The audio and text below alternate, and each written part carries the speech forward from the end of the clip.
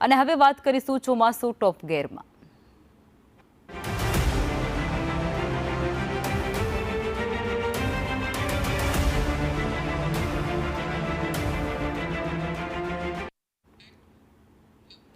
રાજ્યમાં છેલ્લા 24 કલાકમાં 47 જેટલા તાલુકામાં વરસાદ વરસ્યો છે અને સૌથી વધુ વલસાડના કપરાડામાં 4.21 ઇંચ જેટલો વરસાદ વરસી રહ્યો છે. ડાંગ અને આહવામાં પણ 3.78 ઇંચ, વઘઈમાં 2.76 ઇંચ વરસાદ વરસ્યો છે તો સુબીરમાં 2.52 ઇંચ વરસાદ વરસી ચૂક્યો છે.